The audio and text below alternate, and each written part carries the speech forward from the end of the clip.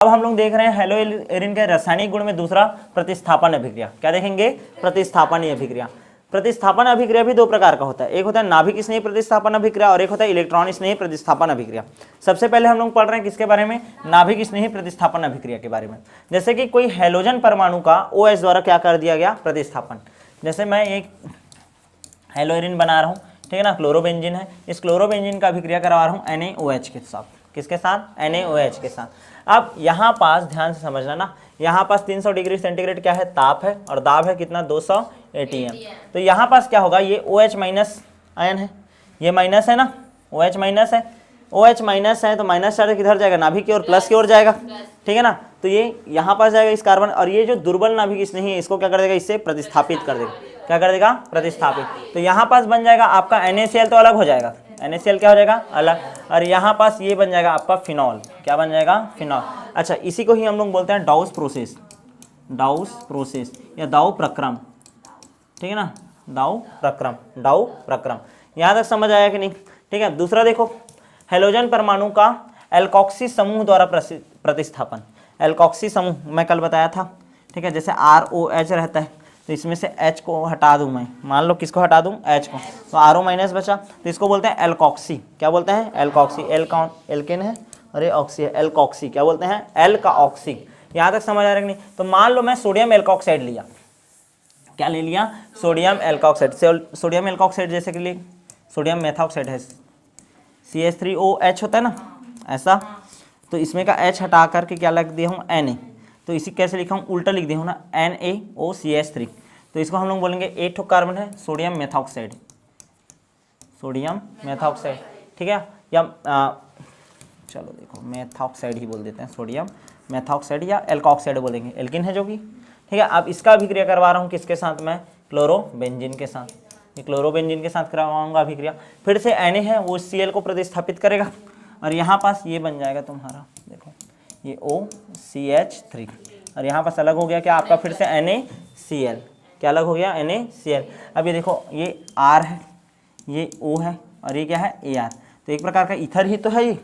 तो आपका क्या बन जाता है? ईथर बनता है। क्या बनता है? ईथर।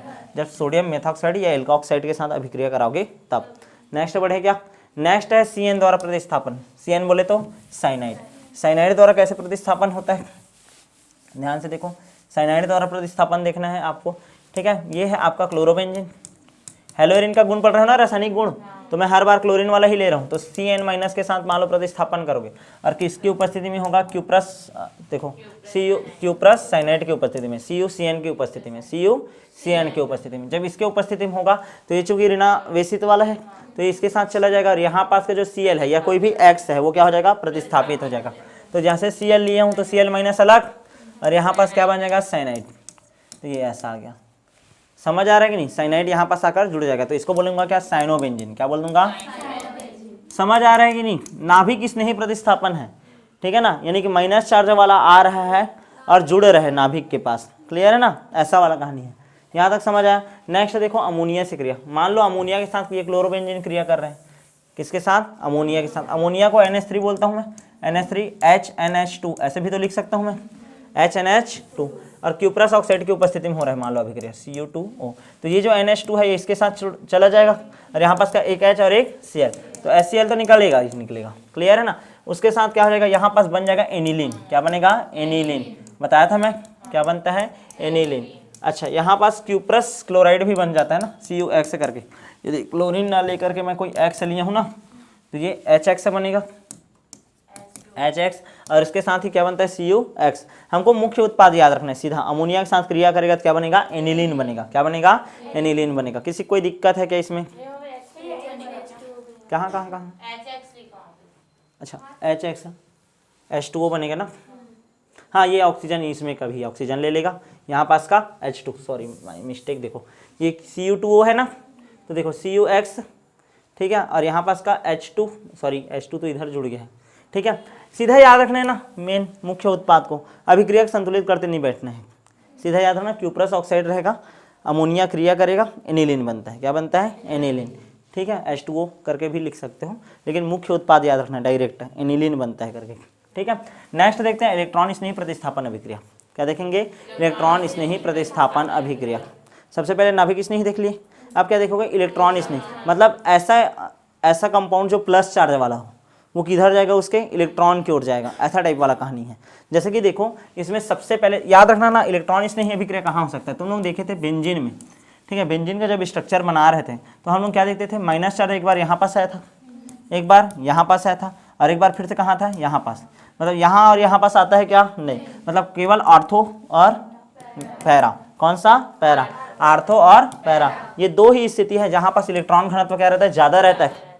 क्लियर है ना, इलेक्ट्रॉन घनत्व ज़्यादा ये दोनों ही स्थिति में रहता है। तो कोई इलेक्ट्रॉन इस नहीं आएगा तो इस जगह में आएगा ना, यहाँ पास आकर जुड़ेगा, या तो यहाँ पास या तो यहाँ पास, समझ आ रहा है नहीं, यानी कि एक तो आर्थो स्थिति में जुड़ेगा और एक तो, और मैं तुमको बोल रहा हूँ पैरा स्थिति में न्यूनतम प्रतिकर्षण होता है, न्यूनतम प्रतिकर्षण होता है तो क्या होता है, स्थायी होता है, क्या होता है, समझ आ रहा है कि नहीं, तो स्थायी यौगिक ज्यादा बनना चाहिए, यानी कि पैरा वाला जो कंपाउंड बनेगा वो क्या रहेगा, अधिक स्थायी रहेगा, अधिक मात्रा में बनेगा। क्लियर है, चलो तो इसमें अलग अलग प्रकार का अभिक्रिया रहता है। सबसे पहले इलेक्ट्रॉन स्नेही प्रतिस्थापन अभिक्रिया देखते हैं। अच्छा देख लो भाई क्या बोल रहे हैं, हेलोएरिन में अनुनाद प्रभाव के कारण कार्बन पर धनावेश अधिक उत्पन्न नहीं हो पाता, नाभिक के आर्थो और पैरा स्थिति में इलेक्ट्रॉन घनत्व बढ़ जाता है। माइनस चार्ज कहाँ कहाँ पास लगता था, आर्थो पर और पैरा पर, अतः इन्हीं स्थानों पर इलेक्ट्रॉन स्नेही प्रतिस्थापन अभिक्रिया क्या होगा, संपन्न होगा। पैरा पोजीशन पर जब कोई हैलोजन आकर जुड़ता है तो उस स्थिति में अधिक मात्रा में हैलोजन उत्पाद प्राप्त होगा। क्लियर है, सबसे पहला रिएक्शन पढ़ते हैं हैलोजनीकरण।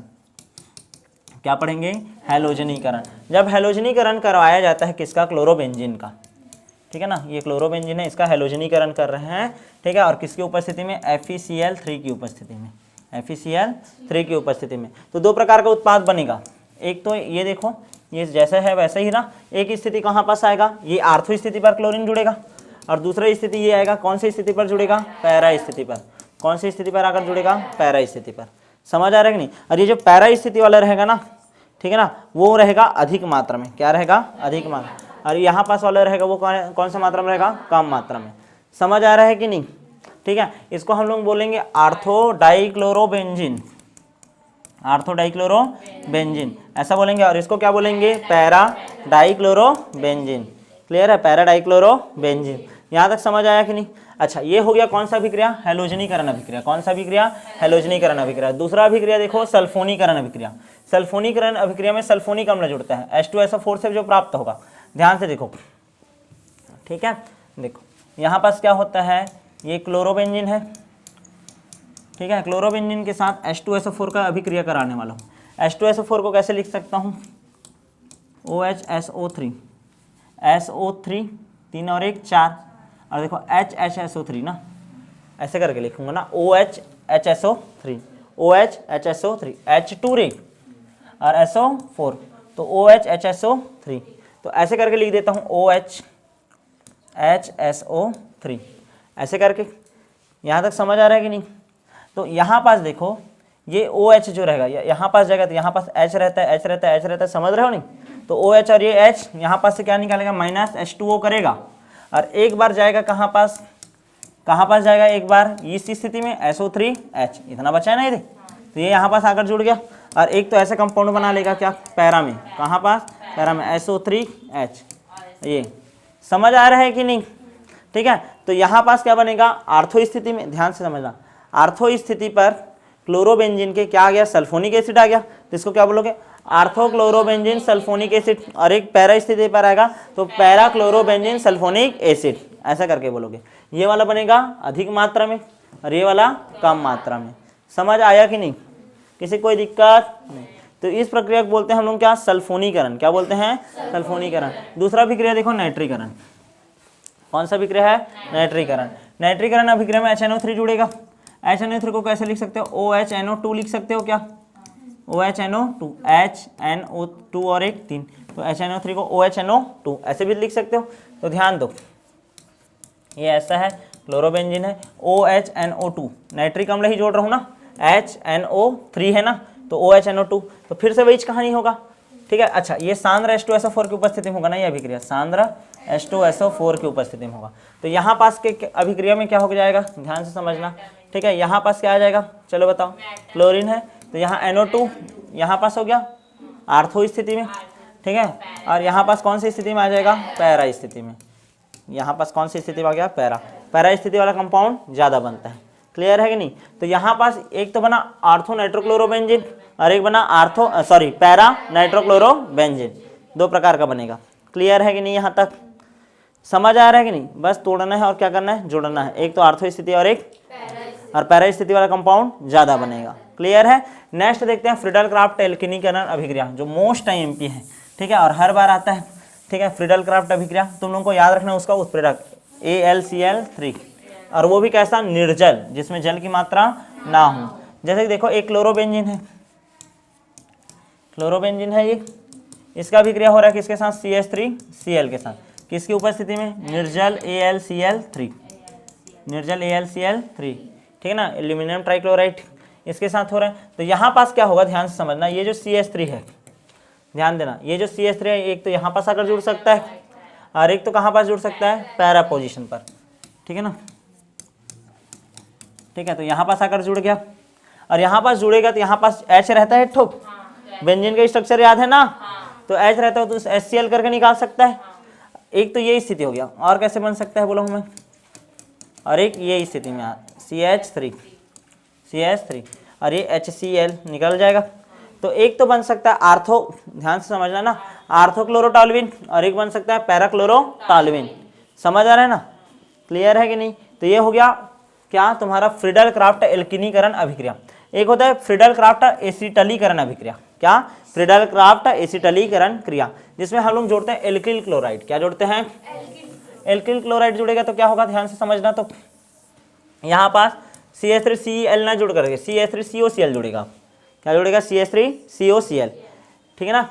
एल्किल क्लोराइड बोलते हैं इसको, क्या बोलेंगे, एल्किल क्लोराइड, या एसिटल क्लोराइड बोल देते हैं डायरेक्ट, इसको क्या बोलते हैं, एसिटल क्लोराइड।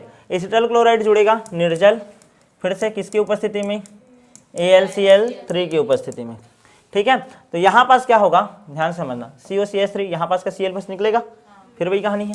तो ये देखो, एक तो क्लोरीन के साथ कौन सी स्थिति में, आर्थो स्थिति में बनेगा, क्या, COCH3 ऐसा कंपाउंड, और एक तो ऐसा ही बनेगा फिर से कौन सी स्थिति में, पैरा स्थिति में, COCH3, और यहाँ पास का Cl एक H के साथ क्या निकल जाएगा, HCl, कौन से रूप में मुक्त हो जाएगा, HCl। अब इसका नाम होता है आर्थोक्लोरोएसिटोफिनोन,